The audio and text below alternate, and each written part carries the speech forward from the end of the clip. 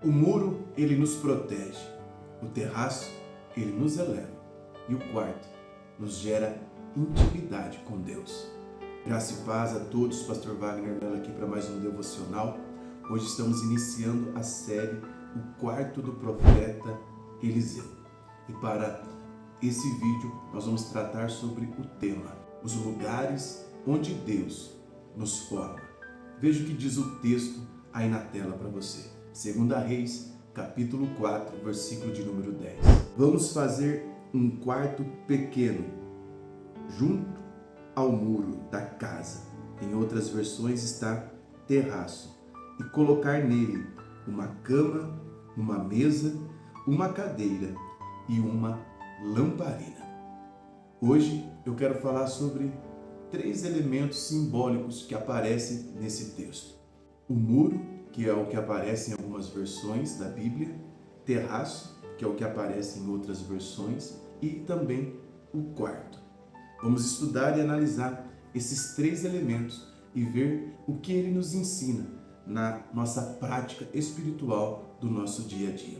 Esse é o primeiro episódio, então se você não quiser perder nenhum episódio dessa série e não for inscrito, toque no botão preto abaixo, inscreva-se no canal e entra também no nosso canal no WhatsApp, onde eu lá compartilho todos os links dos vídeos que são postados aqui diariamente.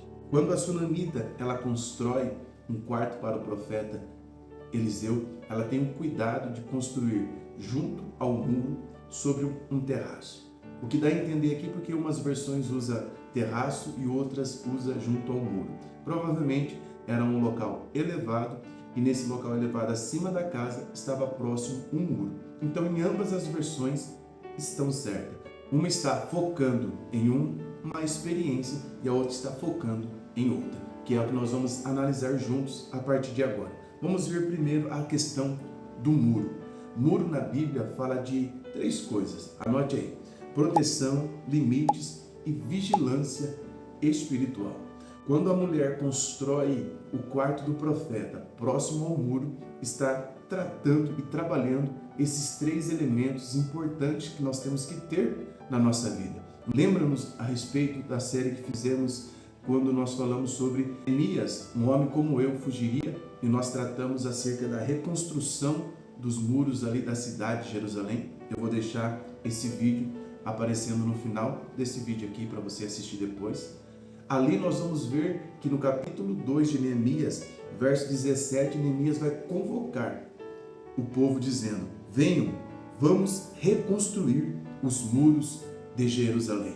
Uma cidade sem muro era uma cidade vulnerável. Tanto é que um homem que não tem domínio próprio, ele é comparado a uma cidade que está sem muros. Veja o que diz Provérbios, capítulo 25, verso 28. Como cidade derribada, sem muro, assim é o homem que não tem domínio próprio.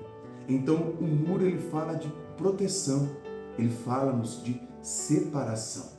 E aí o texto de Neemias, capítulo 6, verso 3 diz: estou fazendo uma grande obra, de maneira que não posso parar. O que esse texto de Neemias está nos ensinando? Toda vez que eu e você tentarmos nos reconstruir ou construir algo que Deus planejou para nós, o inimigo ele vai tentar nos distrair. Por que, pastor Wagner? O inimigo não precisa lutar com o crente, com o cristão que ele conseguiu distrair. Você já está distraído. E para nós reconstruirmos o muro ou construirmos o nosso muro espiritual, 3 coisas são exigidas. Anote aí: vigilância, oração e posicionamento. Quando Neemias estava reconstruindo os muros da cidade, ele percebeu que, embora o muro tivesse totalmente destruído, o muro tivesse bastante danificado, havia algumas partes do muro que estava mais vulnerável. E ele pegou pessoas de famílias específicas e colocou ali para vigiar aquela entrada, até que ela fosse tampada, reconstruída. O pecado ele entra na minha e na sua vida quando a vigilância cessa. Então, eu e você precisamos reconstruir ou construir a nossa vida de intimidade com Deus no muro. O muro fala de proteção. Mas em algumas versões o texto aparece aqui a expressão terraço, que nos dá a entender um lugar elevado, acima. Ou seja, o objetivo do quarto na vida do profeta Eliseu tem que ser o mesmo para a nossa vida. Eram 3 objetivos. Nós precisamos elevar 3 áreas da nossa vida. Anote, precisamos elevar a nossa fé, os nossos pensamentos e a nossa consagração. Veja o que diz Colossenses capítulo 3, verso 1. Buscai as coisas lá do alto. Deus diz, buscai primeiro o reino de Deus, e essas coisas vos serão acrescentadas. Olha que interessante, nós precisamos elevar os nossos pensamentos. Paulo vai falar que nós devemos pensar nas coisas que são de cima, do alto. A posição geográfica do quarto do profeta Eliseu, elevado sobre a casa, fala que nós temos que, Deus está nos chamando para esse ano, uma elevação espiritual. Nós precisamos subir um degrau. Deus ele não requer de mim, de você, perfeição, mas Ele espera de nós progresso. Sejamos hoje melhor do que fomos ontem e sejamos amanhã melhores do que estamos sendo hoje. Então nós temos que progredir na fé. A Bíblia diz que nós devemos ir crescendo, crescendo, até chegar à estatura do varão perfeito que é Cristo. Ou seja, o nosso alvo é imitarmos tanto a Cristo, que Cristo possa ser visto em nós. Mas para isso, nós precisamos elevar a nossa vida espiritual. E quando eu falo de elevação, eu lembro da águia. Se você abrir a sua Bíblia em Jó, capítulo 39, versículo 27, diz: ou é por uma ordem sua que a águia sobe e faz o seu ninho lá no alto. Ela mora no penhasco, onde faz a sua morada, no alto do penhasco, em lugar seguro. Observe que a águia é uma ave de rapina. Ela constrói o seu ninho nas alturas.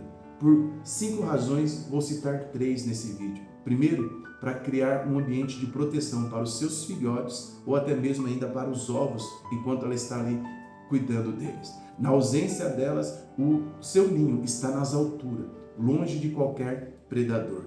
Segundo, do alto de um penhasco, a águia ela tem uma visão geral do todo em sua volta. Ela consegue ter uma visão longa e limpa para ver possíveis presas e também possíveis chegadas de predadores. E terceiro, no alto do monte fica mais fácil para ela poder voar.